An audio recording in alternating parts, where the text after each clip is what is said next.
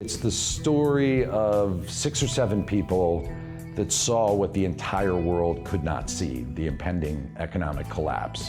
And these 6 or 7 people are strange, oddballs, weirdos, and lovable. And I would say there's a lot of sex in it and 2 speedboat chases. You know what? I'm pissed off. American people are getting screwed by the big banks. And I am getting madder and madder. It's unbelievable.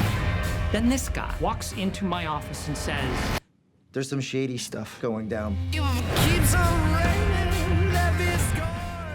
The Big Short has a lot of comedy in it, but it also deals with a very dramatic subject. So I feel like a lot of people are going to say, well, this is Adam McKay's first dramatic movie. Have you been hearing that? It's been weird for us because there's clearly some funny stuff in it, but then it's also kind of tragic. Then there's some really heavy dramatic scenes. I always just like to say it doesn't have a genre. But if you wanted to call it a feel-good comedy with an incredibly tragic ending, you could. And the acting performances are amazing. And then you leave kind of feeling angry and crappy, but you've had a good time. It's like a really good restaurant with terrible desserts. I get it. I can feel you judging me.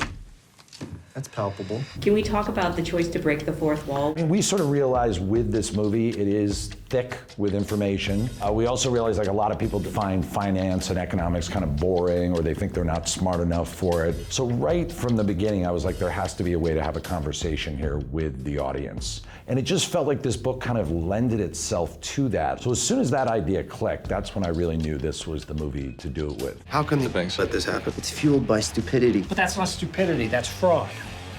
Tell me the difference between stupid and illegal, and I'll have my wife's brother arrested. But we have to talk about this amazing cast. So usually this is kind of the dream list that down the road, everyone's gonna tell you no. And so I had it there, and I was just like, all right, you know, Dr. Michael Burry, that has to be like a transformational actor. So Christian Bale, Steve Carell, and I had Melissa Leo, and you know, the lead guy, Jared Venett, who kind of takes us through the movie. I want someone who's funny, but also grounded. So I had Ryan Gosling up there, and he is hilarious.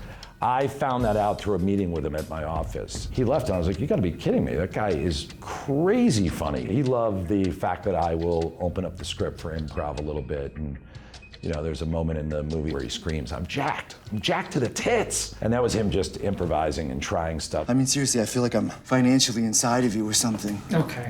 I'm jacked. I'm jacked to the tits! Good. Do you feel it?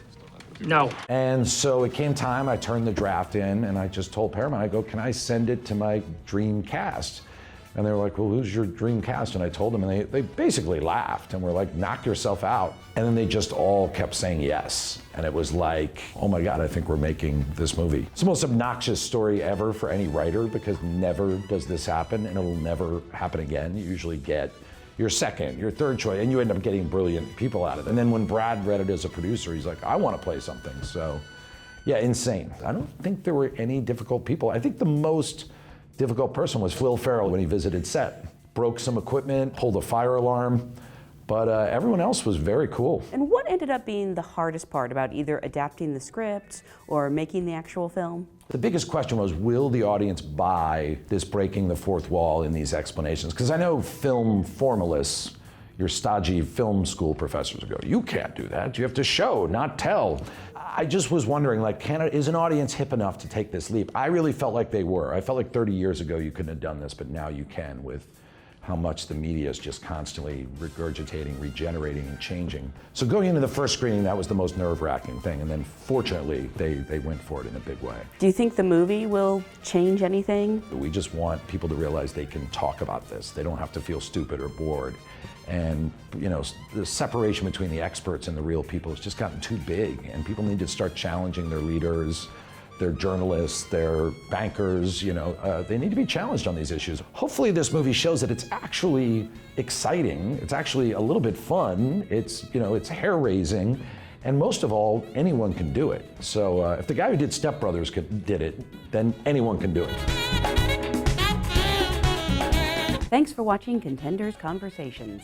Click to the left to watch our conversation with George Miller, or click to the right to watch our conversation with Paul Dano.